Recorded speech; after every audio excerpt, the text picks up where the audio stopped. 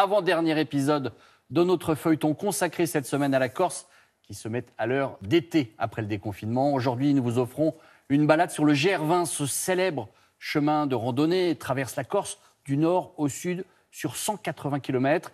Cette année, pandémie oblige, le GR20 a ouvert avec du retard. Anne-Claire Poignard, Guillaume Marc et Guillaume Lancien.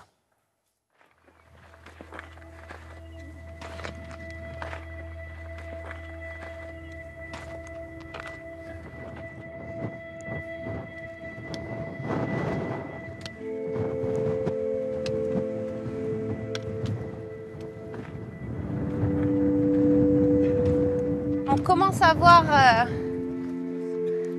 les jolies lumières du Levant. C'est beau, hein?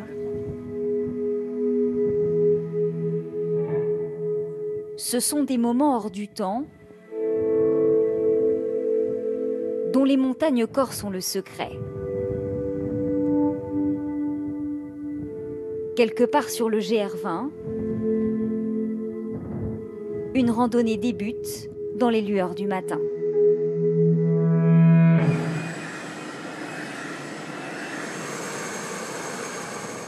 Novembre Zulu sur l'info pour le refuge de Petrapiana tout à l'heure. Décollage. Cédric et son copilote, eux, quittent la base d'Ajaccio. Ils ont rendez-vous dans les hauteurs avec un gardien de refuge.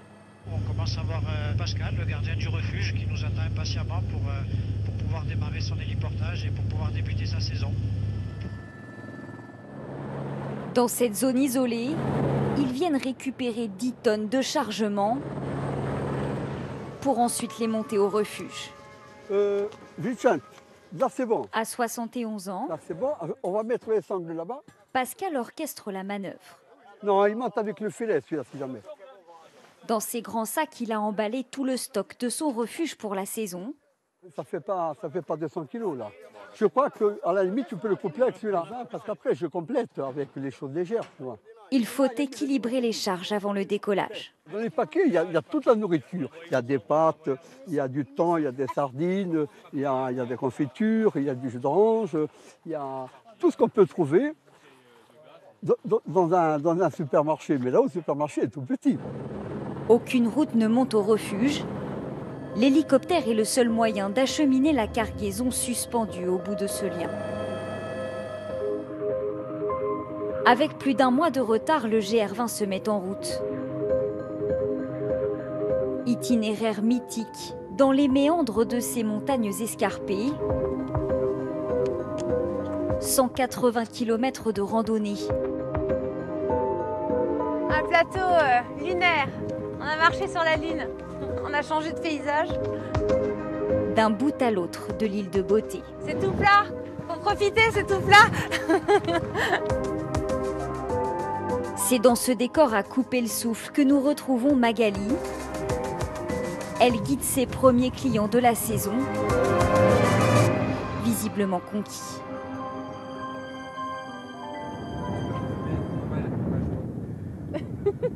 C'est le lac des Amoureux. Le beau cœur du lac de Bastagne. Faut venir pour le comprendre. Ouais, c'est Hein, les paysages, la difficulté, c'est un tout. Se sent seul au monde, ça fait du bien.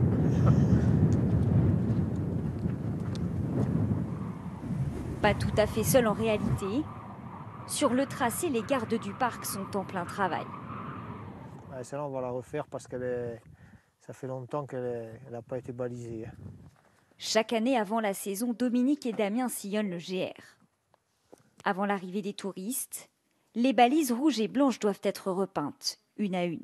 Les randonneurs et même certains locaux, beaucoup de locaux aussi, ne connaissent pas très bien le parcours. Et puis même, on est peut-être pris des fois dans le brouillard et ça nécessite un balisage déjà qui soit frais pour qu'on le voit bien de loin et qui soit resserré pour pas qu'on perde les balises entre une et l'autre.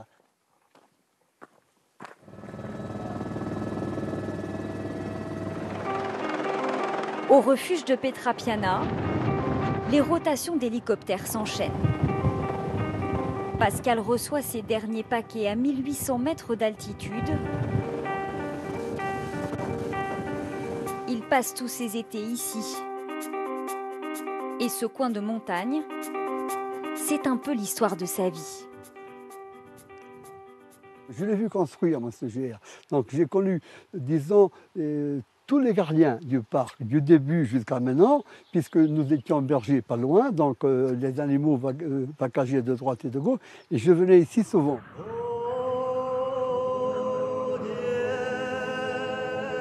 Paysage immuable, fascinant spectacle qui révèle à qui sait l'observer des paradis perdus.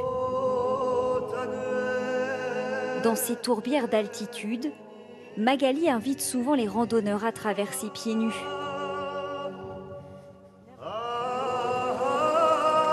Comme un retour aux sources,